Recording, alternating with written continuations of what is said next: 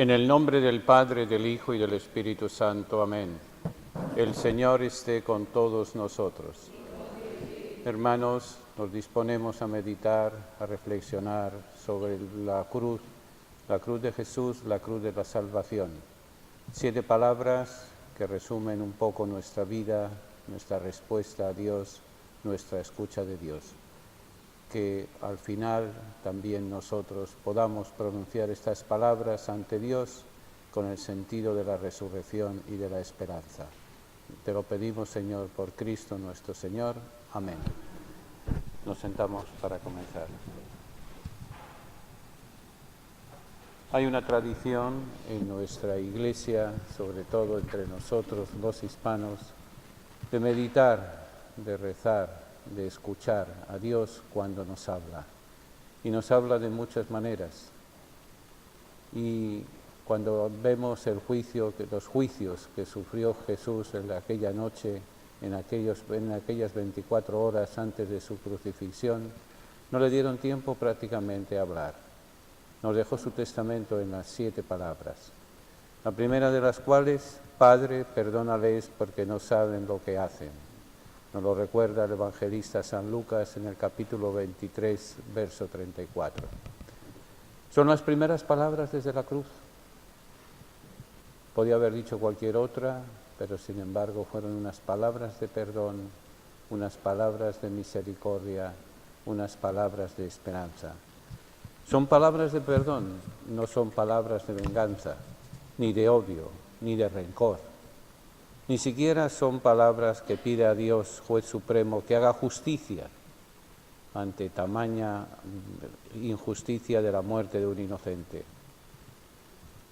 Jesús, clavado en la cruz, se dirige a Dios como Padre para pedirle que no descargue toda su fuerza, todo su rencor contra aquellos que lo están crucificando. No saben lo que hacen, dice un escritor, uno de los grandes escritores de nuestro siglo XX en la Iglesia. No saben lo que hacen, lo clavan al leño para deshacerse de él definitivamente, y así lo clavan para siempre con esta tierra firmemente. Lo clavan de tal manera que ya no puede moverse, y así ejecutan su voluntad de permanecer siempre con nosotros. No saben lo que hacen, dice Jesús, para justificar. Mientras sus ojos oscurecidos por la sangre que va a borbotones brota de su cabeza coronada de espinas, apenas divisan la horrenda turba que asiste a su ejecución. No saben lo que hacen. Quizás no sabían lo que hacían los soldados. Al fin y al cabo ellos eran empleados de un poder imperial, de un poder ocupante de la tierra que no era de ellos. Quizás los soldados cumplían órdenes, como cumplimos muchas veces órdenes cuando se nos pide cometer muchas injusticias.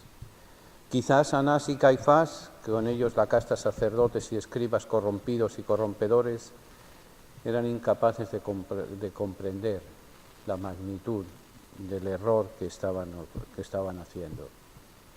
Quizás Poncio Pilato, el procurador romano, cuya misión no era otra que llevar tranquilidad, la tranquilidad y la paz romana, a costa de los cadáveres que fuera necesario, pero había que traer paz. Quizás Pilato no sabía. Quizás en aquella multitud que gritaba y blasfemaba no había más que sádicos deseosos de divertirse con la desgracia ajena y de matar como un espectáculo. Quizás, ya lo dice nuestra canción, quizás. Pero Jesús se deshace de todos esos quizás y pide al Padre que perdone a todos sin excepción. No pide que a unos sí y a otros no, como muchas veces nosotros solemos hacer. Perdonamos pero no olvidamos. Jesús pide al Padre que perdone, que olvide, que nos dé la oportunidad de comenzar una vida nueva a través de la misericordia. Padre, perdónales porque no saben lo que hacen. ¿Estamos seguros que no sabemos lo que hacemos cuando abandonamos a nuestros padres, cuando abandonamos a nuestros hijos, cuando abandonamos nuestros deberes, cuando abandonamos tantas cosas como tenemos obligación de construir y de hacer presentes en nuestra vida, quizás podríamos decir que no lo sabíamos, quizás podríamos decir que no teníamos dinero, quizás podríamos buscar muchas excusas. Jesús se adelanta: Padre, perdónalos porque no saben lo que hacen. Se nos queda entonces la meditación y el interrogante: ¿estamos seguros de que no sabemos lo que hacemos? ¿Estamos seguros que no sabemos lo que hacemos cuando nos negamos a vivir, cuando nos negamos a amar, cuando nos negamos a compartir, cuando nos negamos a ser solidarios con tantos hermanos como sufren, como lloran, como están a nuestro alrededor, olvidados de los demás? Quizás.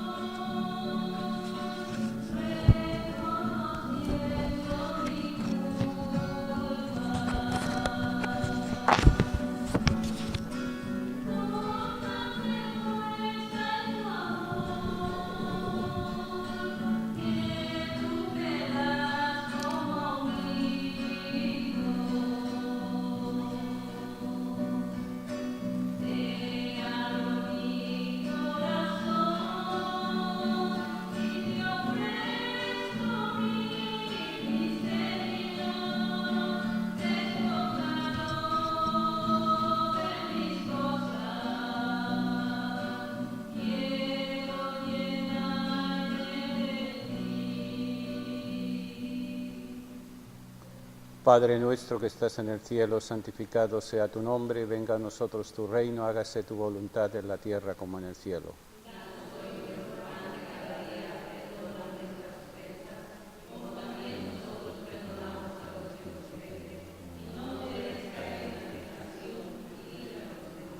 Dios te salve María, llena eres de gracia, el Señor es contigo, bendita tú eres entre todas las mujeres y bendito es el fruto de tu vientre Jesús.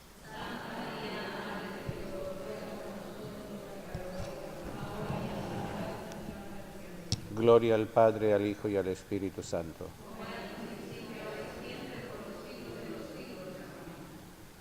La segunda palabra que Jesús pronuncia desde la cruz es una palabra de perdón y de misericordia. Y Jesús les dijo: en verdad te digo, hoy estarás conmigo en el paraíso. Palabra de esperanza, palabra de misericordia, palabra de alegría. A pesar de que Jesús está en la cruz, de que está en el suplicio, de que no está para muchos perdones y para muchas misericordias, sin embargo, escucha, sin embargo, siente, sin embargo, se compadece. Los dos ladrones, los evangelistas Mateo y Marcos, los califican con la palabra griega lestes, es decir, bandidos, malhechores. El mismo término que Juan usa para hablar de Barrabás. Eran algo más que simples asaltadores de caminos. Eran probablemente de los miembros de aquellos grupos en que había en el tiempo de Jesús, que estaban molestos con la ocupación romana. Eran terroristas, podríamos decir en las palabras de hoy en día. Eran gente que no respetaban absolutamente ningún valor, sino querían sus propias ideas, querían sus propios caprichos, querían su propia independencia. Jesús está en medio de ellos. Sobre su cabeza Pilatos ha querido poner una inscripción en las tres grandes lenguas de entonces que lo proclamaban rey, en latín, en griego y en hebreo. Jesús Nazareno, rey de los judíos. La cruz es su trono y de él domina como verdadero rey, pero de una manera su reinado, su gobierno no es como el gobierno, la escucha y el perdón que puede dar el procurador romano. El procurador romano se sirve simplemente de las leyes de la tranquilidad y de la justicia y de a mí no me preocupa nada más que mi tranquilidad. Como muchas veces podemos hacer nosotros cuando tenemos un poco de poder. Solamente la tranquilidad, el poder, el saber, el tener, que todo se haga como yo quiero. Tampoco ellos, Dimas y Gestas, cuyos nombres han llegado hasta nosotros, alcanzaban a comprender el significado de esta inscripción: Jesús Nazareno, Rey de los Judíos. Era una ironía, era una farsa, tener al Rey de los Judíos precisamente en el suplicio más atroz que había en la época, en la cruz, en la crucifixión. Las reacciones de uno y de otro son completamente opuestas. El mal ladrón se queja, el mal ladrón se lamenta, el mal ladrón, el malo, el Gestas, que se preocupa de que no le salven a él, de que nadie se preocupe de él, de que ha fracasado.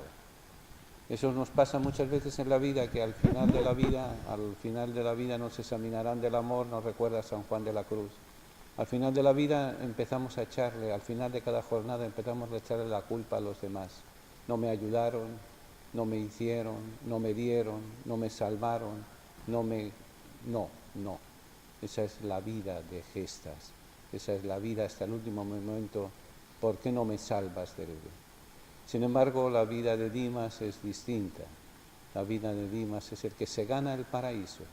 Se gana porque reconoce sus errores, reconoce que se ha equivocado, reconoce que no ha cumplido en su vida aquello con lo cual se había comprometido. Compromiso de amar, compromiso de servir, compromiso de compartir, compromiso de construir un mundo mejor del recibido de sus mayores. Gestas y Dimas son un poco el paradigma de cada uno de nosotros. Al final de la vida nos vamos a encontrar con el mismo juez, nos vamos a encontrar con las mismas reglas de examen. Nos van a examinar preguntándonos qué hemos hecho con los dones que Dios nos ha dado, qué hemos hecho y por iluminar nuestra vida con el Evangelio en la mano, que vaya siendo el aceite que calme, el aceite que suavice, el aceite que ilumine. ¿Qué hemos hecho cuando nos hemos encontrado con nuestro hermano desnudo, con nuestro hermano hambriento, con nuestro hermano emigrante, con nuestro hermano preso, con nuestro hermano enfermo? Eso es, no nos van a valer excusas. Tú estás en el suplicio como nosotros, sálvate y sálvanos. Tenemos oportunidad de salvarnos si somos escuchadores de la palabra de Dios, si somos escuchadores de la palabra que nos va iluminando, que nos va marcando, que nos va en el rostro de nuestros hermanos. Hoy estarás conmigo en el paraíso. Estaremos con Jesús en el paraíso el día que nos llame, si hemos sido capaces de escucharlo. No dejarlo para el último momento de nuestra vida. Al fin y al cabo, aquel Dimas se salvó en el último minuto, pero porque había sinceridad en su corazón. Nos vamos preparando, nadie sabe cuándo es la hora en que también nosotros podemos decirle a Dios, y el Señor nos puede decir: ven, porque hoy estarás conmigo en el paraíso. Todos los días son días de encuentro, todos los días son días de preguntarle a Dios, todos los días son días de búsqueda y de servicio mutuamente de unos a otros. Hoy estarás conmigo en el paraíso. Hoy estaremos con Dios en el paraíso si somos capaces de escuchar, de amar, de ser sinceros, de compartir con los demás. Por muy complicada que sea la vida, siempre hay momentos de ver a ese Rey que ama, a ese Rey que comparte, a ese Rey que enseña a servir a los demás.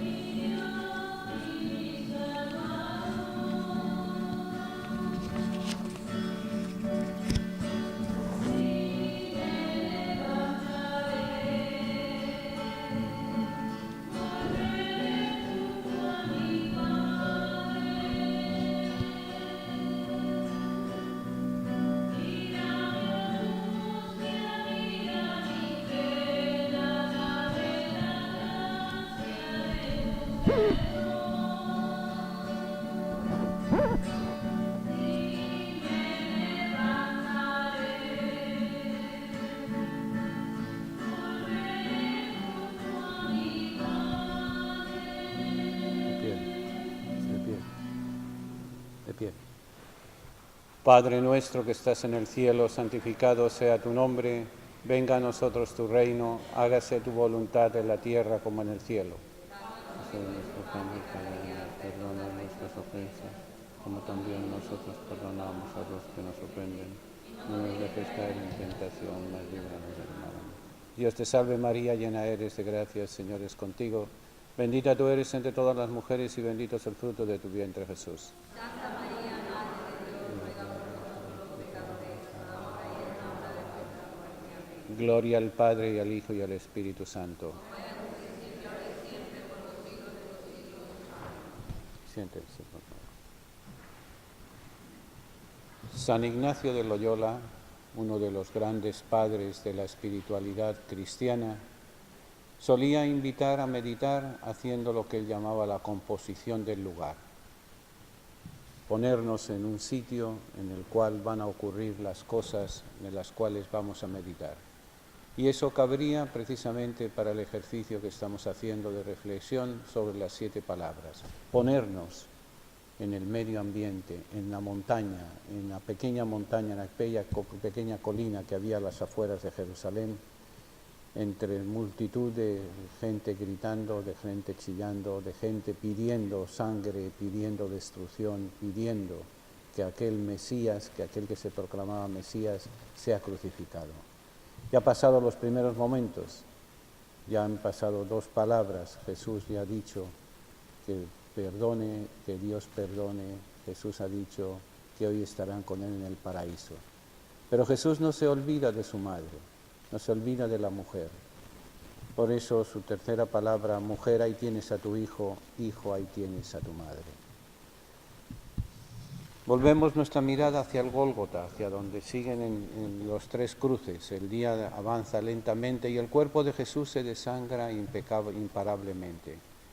Ya casi no quedan curiosos ni enemigos, porque el día de la preparación de la Pascua, la casta sacerdotal al completo se ha retirado y a las dependencias del templo sin remordimiento, satisfechos de su victoria sobre el Nazareno, y las gentes han vuelto a sus casas, a sus faenas y a sus rutinas, a preparar la fiesta. Ya el espectáculo está servido. Ya han visto cómo se destroza a un ser humano, cómo se desbarata a una persona en su dignidad, en su respeto, en su cuerpo, en su vida entera. Ya han cesado las carcajadas, las blasfemas, las risas, las injurias. Alrededor de la cruz quedan los soldados. Acaban de repartirse lo poco que le quedaba a Jesús, su hábito, su túnica, una túnica sin costura, una túnica creada, hecha, preparada por su propia madre. Y esa madre está allí, junto con 3 mujeres.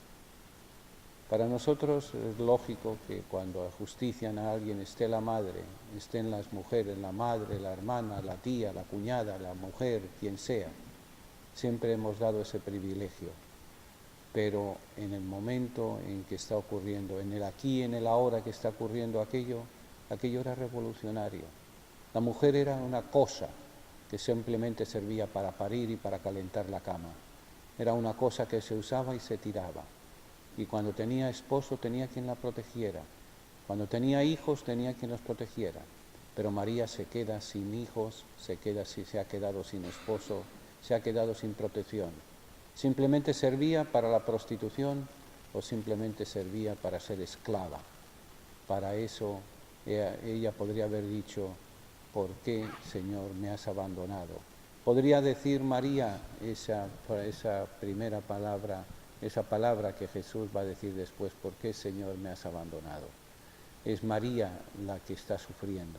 Es María aquella que confió en Dios, aquella que sin entender mucho la palabra de Dios, aquello del ángel, alégrate María, ella acepta el reto de Dios. Sin embargo, Dios aparentemente la abandona, aparentemente la deja sola, aparentemente la deja sin protección.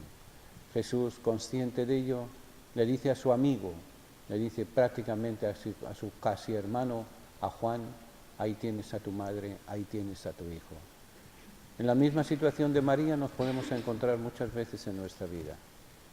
Quedamos solos, quedamos abandonados por muchas circunstancias, por la muerte de algún familiar, la muerte de algún hijo, el abandono, el desprecio, el divorcio, lo que sea.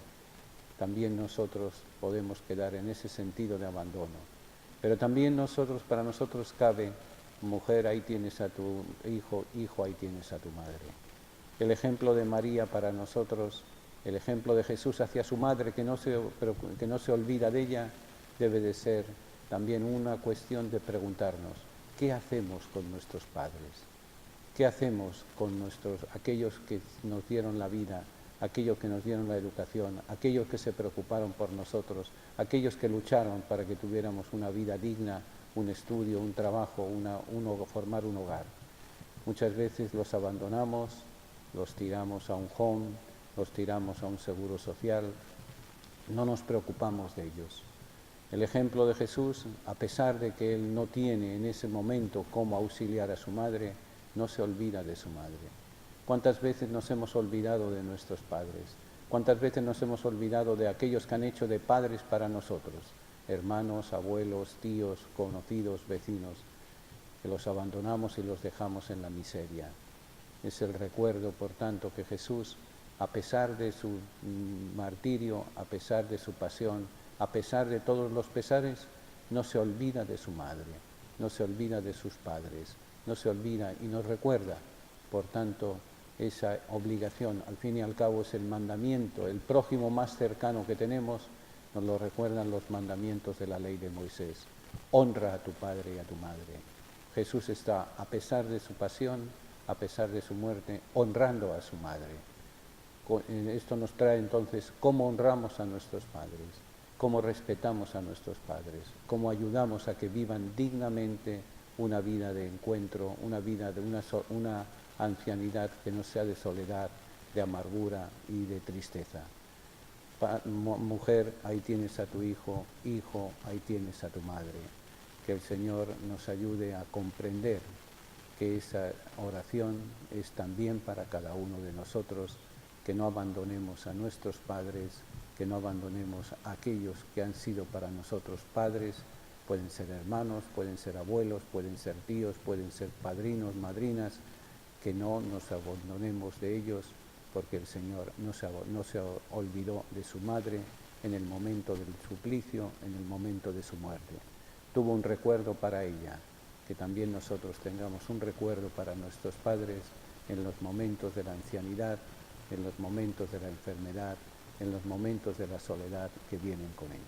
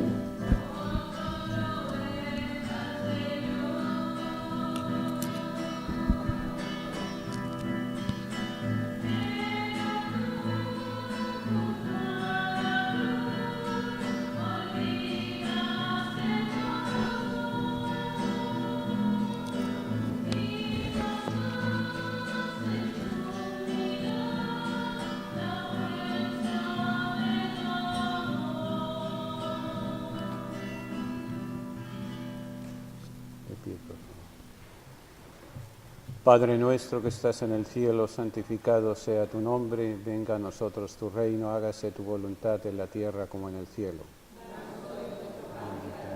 Perdona nuestras ofensas, como también nosotros perdonamos salvación, María. Dios te salve María, llena eres de gracia, el Señor es contigo, bendita tú eres entre todas las mujeres y bendito es el fruto de tu vientre, Jesús.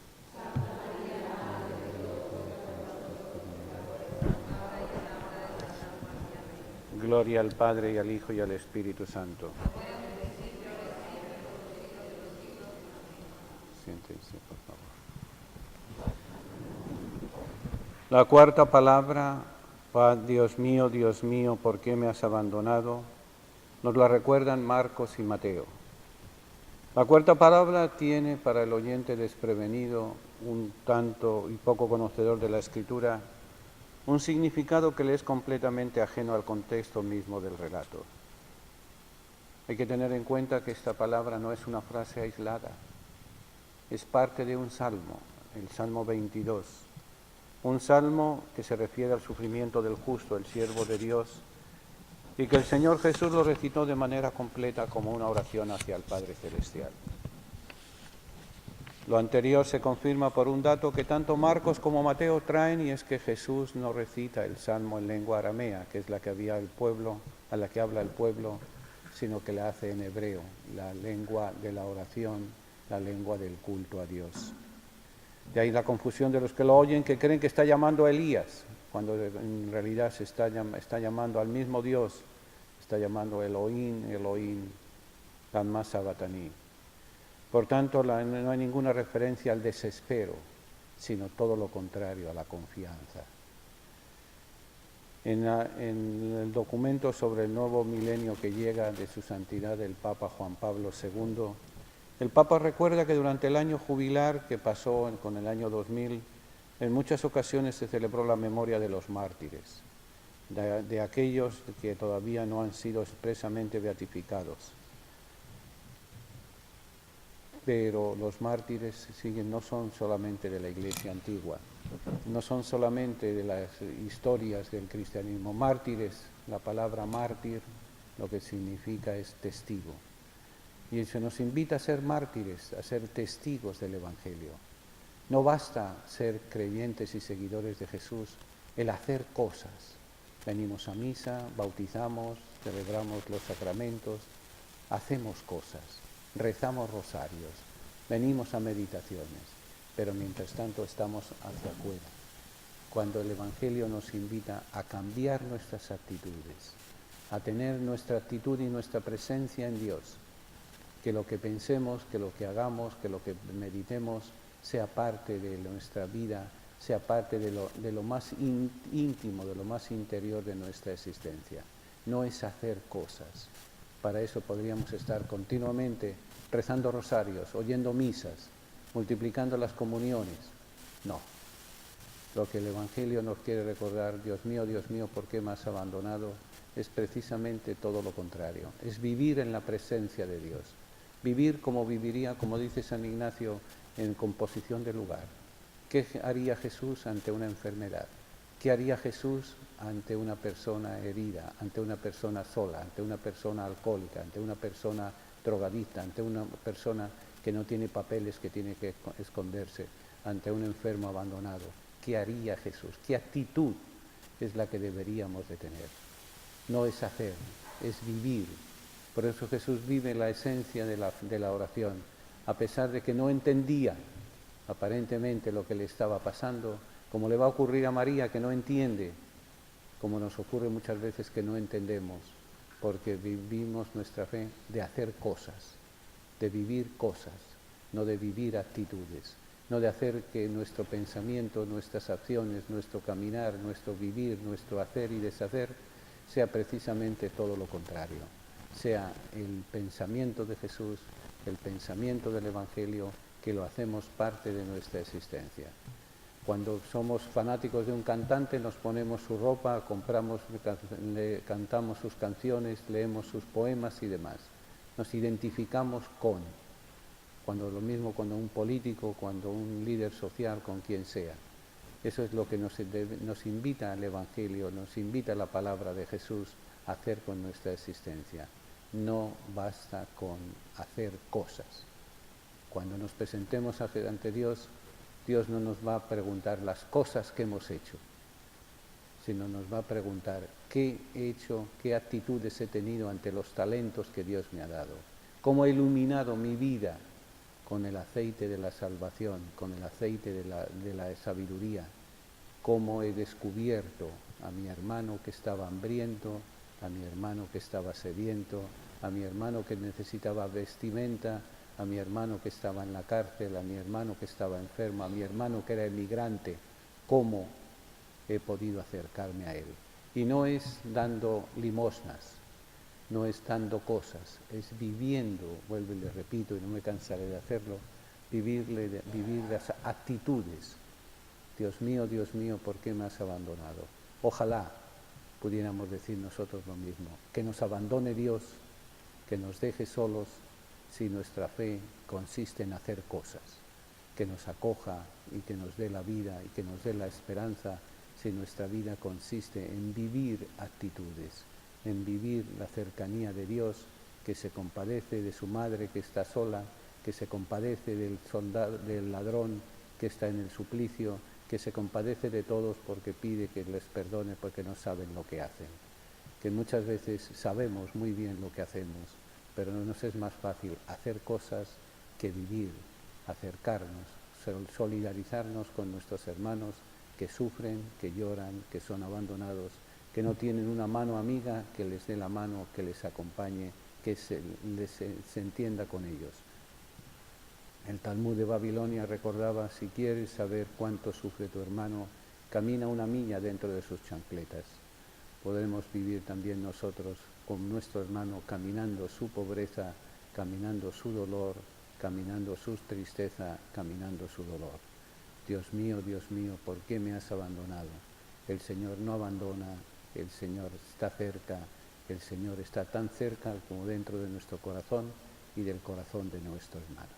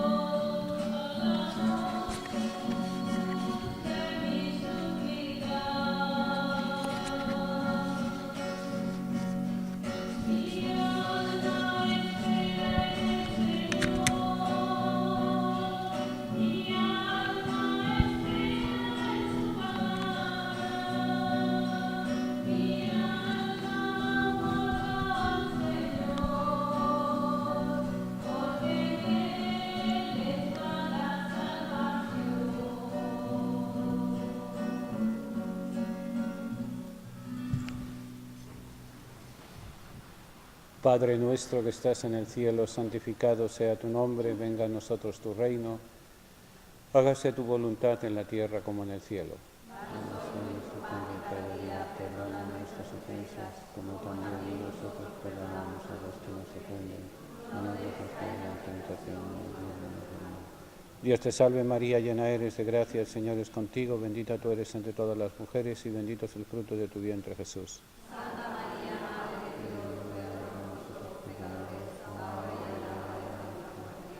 Gloria al Padre, al Hijo y al Espíritu Santo.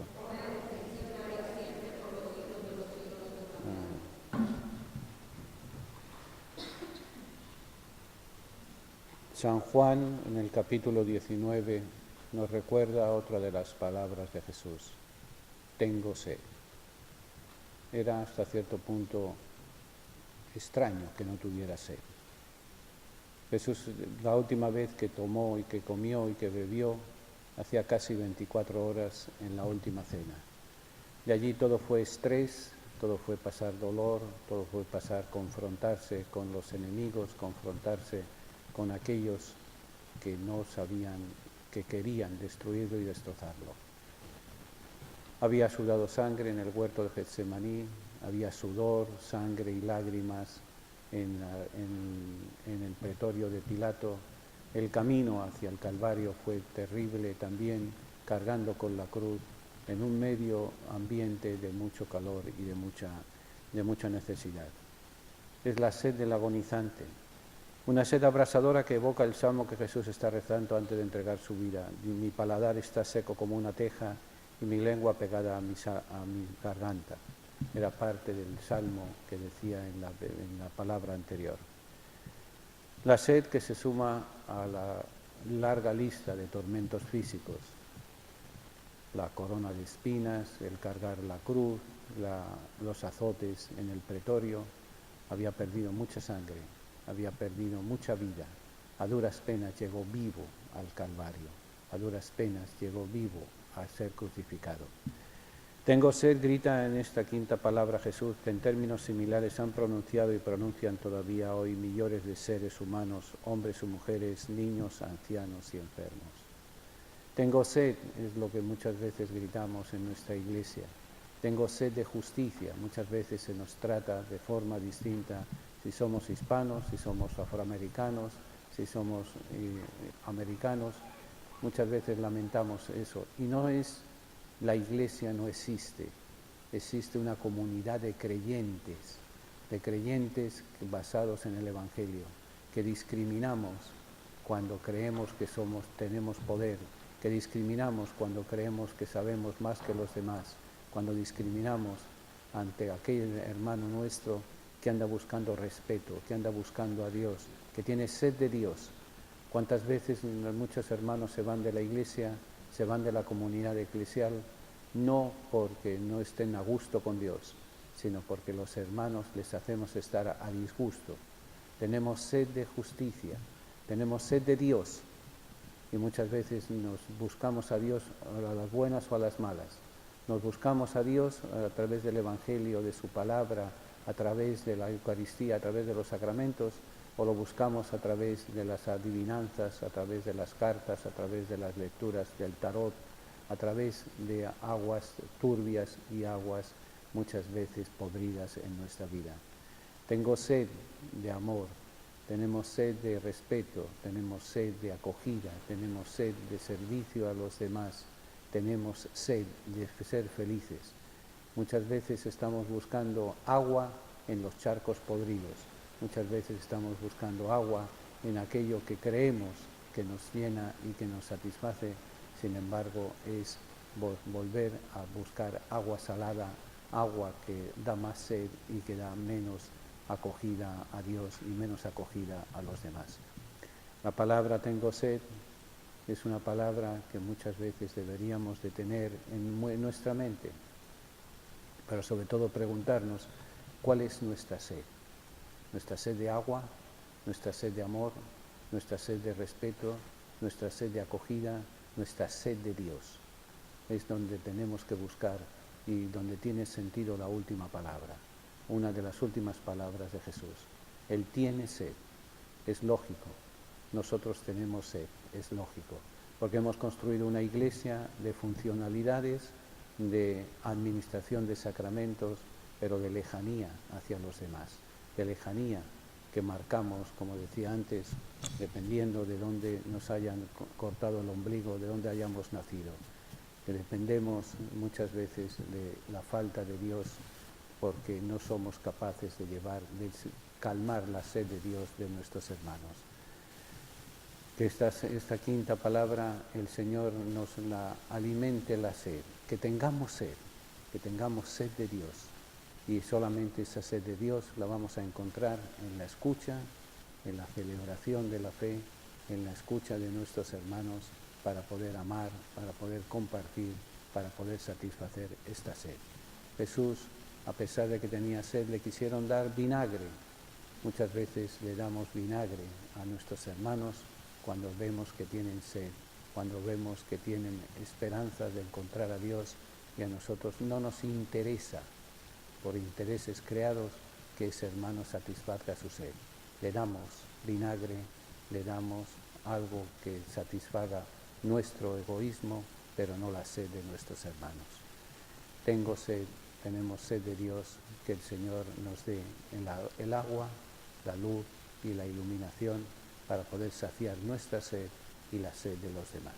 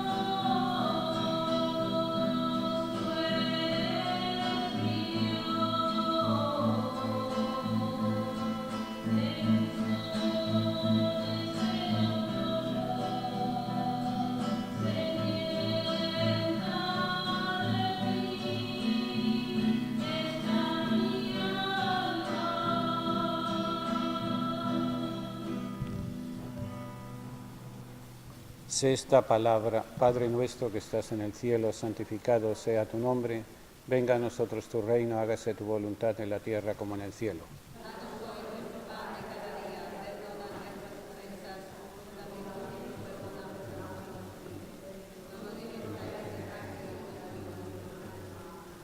Dios te salve María, llena eres de gracia, el Señor es contigo, bendita tú eres entre todas las mujeres y bendito es el fruto de tu vientre Jesús.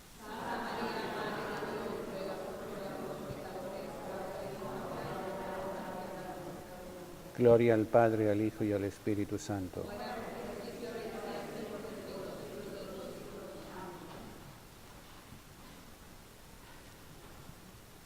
Todo está cumplido. Juan nos lo recuerda en el capítulo 19 de su Evangelio. La sexta palabra de Jesús en la cruz es como la anterior, escueta, lacónica, pero reveladora. Reveladora de un corazón que cautiva a todos los creyentes que se acercan a Él con sinceridad de corazón. Todo está cumplido podría ser el texto simple de un telegrama, el texto simple de un tuit, el texto simple de una página social, breve, sencillo, cargado de emoción y cargado de enseñanza. Cristo, consciente de que su muerte es ya cuestión de minutos y no de horas, de que está ya entre el próximo momento final, recorre sus 33 años de vida, sus 33 años de predicación, sus 33 años entre nosotros. Ha nacido, como muchos de nosotros, como un refugiado fuera de su casa. Ha tenido que huir, como muchos de nosotros, al exilio, a la emigración. Ha tenido que sentir el rechazo en Egipto cuando era niño. Ha tenido que trabajar con su trabajo, con su esfuerzo, como carpintero, como trabajador, carpintero, albañil. Ha empezado a predicar un mensaje, el mensaje para el cual vino a este mundo, a enseñarnos dos cosas, a enseñarnos que Dios es Padre y a invitarnos a formar parte del reino de Dios. Para eso escoge, pide que le sigan con ilusión, con fantasía, con calor y con cariño. Es incomprendido. O sea, hasta sus propios discípulos lo dejan. Hasta su amigo más íntimo lo niega, hace unas horas antes lo ha negado que lo conoce. Su otro amigo lo ha vendido. Toda su vida hasta cierto punto es un fracaso. Toda su vida ha sido un poco nula, un poco fracaso, un poco, humanamente hablando, le tiene en la cruz donde todo está cumplido, todo está a punto de desaparecer de este mundo. Él mira su vida en perspectiva y se da cuenta de que todo su esfuerzo puede haber sido en vano. Puede. Es un poco lo que nos pasa muchas veces a nosotros, que queremos ser buenos, que queremos vivir el Evangelio, pero queremos ser sinceros en un mundo que es todo de mentiras. Queremos ser anunciadores de la vida en un mundo que es anunciadora de la muerte. Queremos ser justos en un mundo de injusticias en que se juzga no por los derechos, sino por el color de la piel, por el idioma que hablamos, por el dinero que tenemos, por lo blanco, más blanco o menos negro que seamos y demás. Todo está cumplido. Muchas veces el fracaso de Jesús aparente es el triunfo de Jesús. El triunfo porque muchas veces al mirarnos en nuestros fracasos nos damos cuenta de allí donde hemos fallado, allí donde no deberíamos de haber entrado, donde no deberíamos de haber ido. Pero Jesús no pretende eso. Jesús sabía que tenía una misión, la ha cumplido y ahora ya todo está cumplido. El problema ahora para nosotros es preguntarnos cuál es la misión que tenemos en este mundo. La misión es sencilla, amar, buscar a Dios como un Padre y construir el reino de Dios. El reino que tiene unas leyes muy sencillas, que vamos a ser felices si tenemos un corazón limpio, si somos constructores de paz, si somos constructores de esperanza. Un mundo en el cual tenemos que ser callados como la sal y iluminando como la luz, pero tenemos que estar presentes en la construcción del mundo en el cual Dios nos ha colocado. Ese mundo en el cual no podemos ser insensibles ante las alegrías y las esperanzas, ante las penas y las tristezas de la humanidad, porque nada humano nos puede ser ajeno. Nada humano le fue ajeno a Jesús.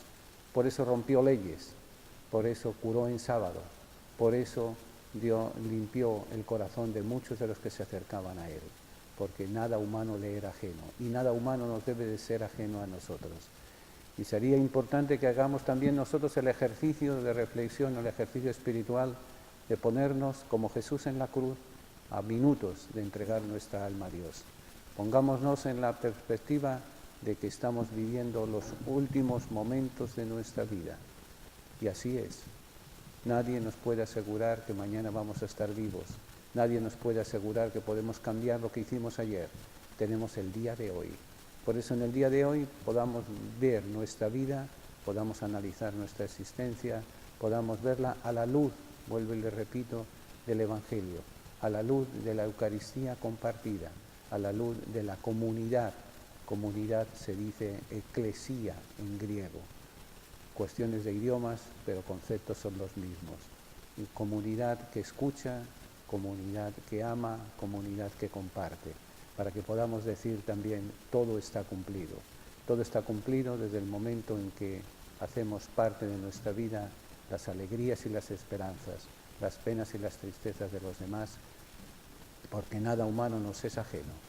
Nada humano le fue ajeno a Jesús. Nada humano nos tiene que ser ajeno a nosotros. Que sepamos amar, que sepamos compartir, que sepamos ser también nosotros, poder decir, todo está cumplido.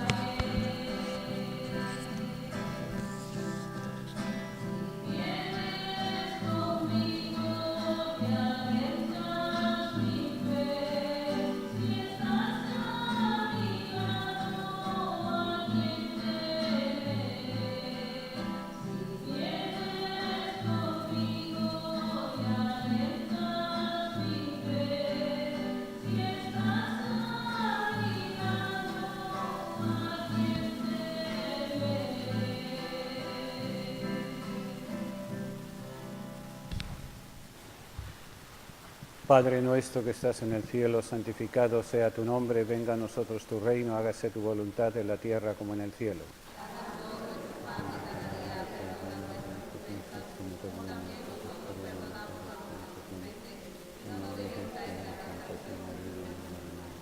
Dios te salve María, llena eres de gracia, el Señor es contigo, bendita tú eres entre todas las mujeres y bendito es el fruto de tu vientre Jesús. Santa María, Madre de Dios, ruega por nosotros pecadores, ahora y en la hora de nuestra muerte. Gloria al Padre, al Hijo y al Espíritu Santo.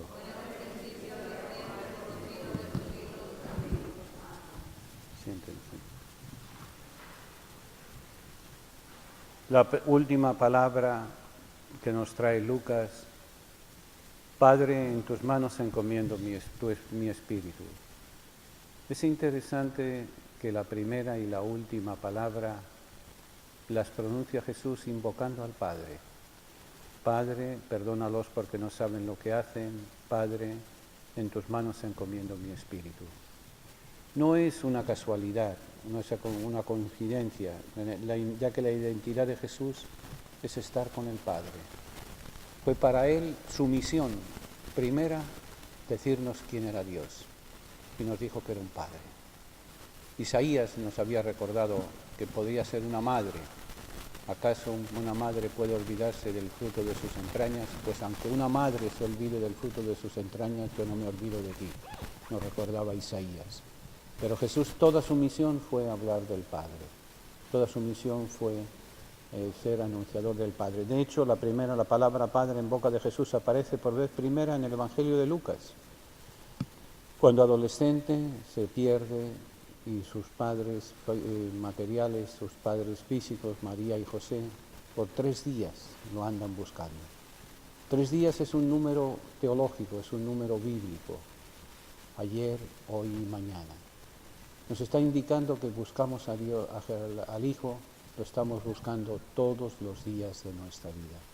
Y allí cuando lo encuentran y le cuestionan, les dice muy claro, no, ¿por qué me buscaban? ¿No sabían que debo ocuparme de las cosas de mi Padre?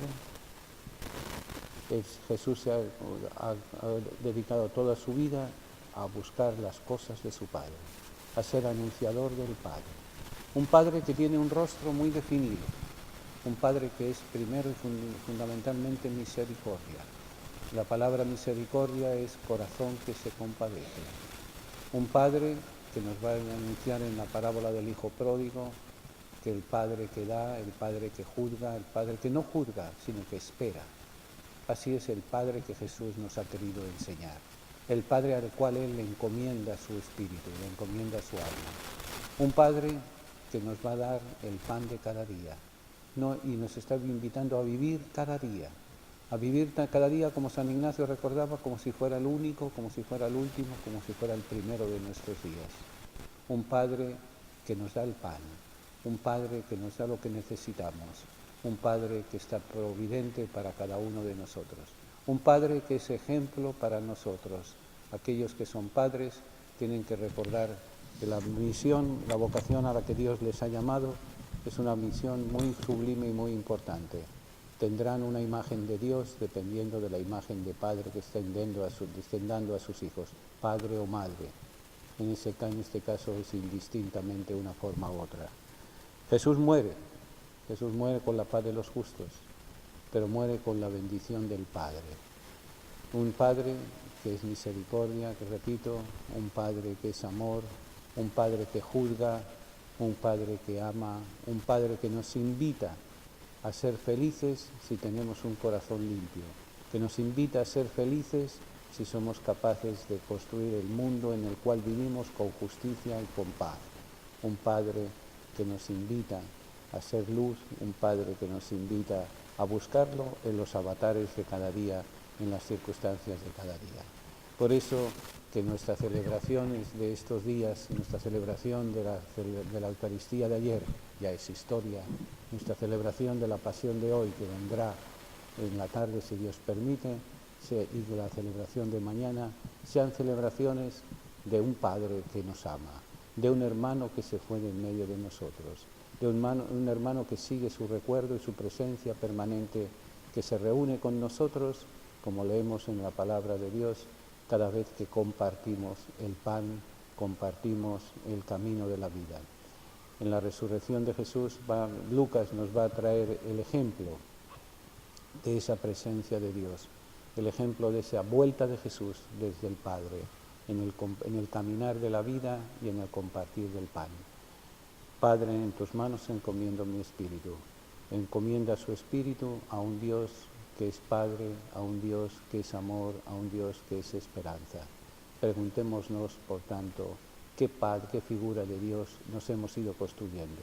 Un Dios justiciero, un Dios welfare, que le acudimos a Él precisamente cuando estamos necesitados de pan y de comida para llenar nuestra barriga, un Dios que es un laundry donde vamos a lavar nuestras penas, o un Padre, o un Dios que es fundamentalmente alguien que se preocupa, que está cerca, que nos respeta, que nos ama, que está con nosotros.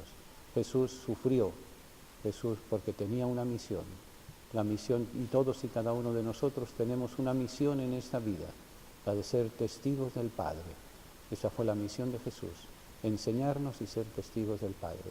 Y muchas veces en un mundo huérfano, en un mundo sin padre ni madre, en un mundo de violencia, en un mundo de odio, en un mundo de incomprensión, En un mundo de falta de testimonio, se nos invita con Padre, en tus manos encomiendo mi espíritu, a encomendarnos a ese Dios que nos enseñó Jesús. Un Dios que nos acompaña, un Dios que nos guía, un Dios que nos ama.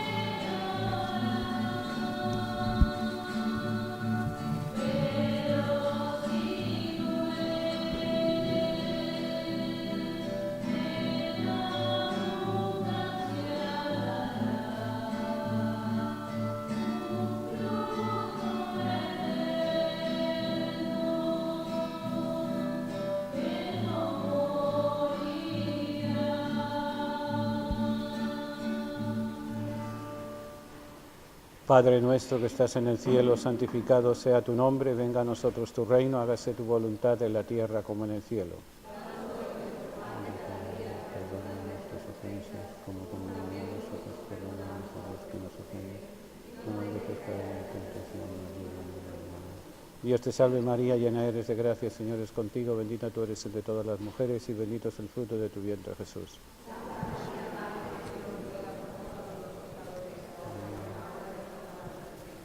Gloria al Padre, al Hijo y al Espíritu Santo.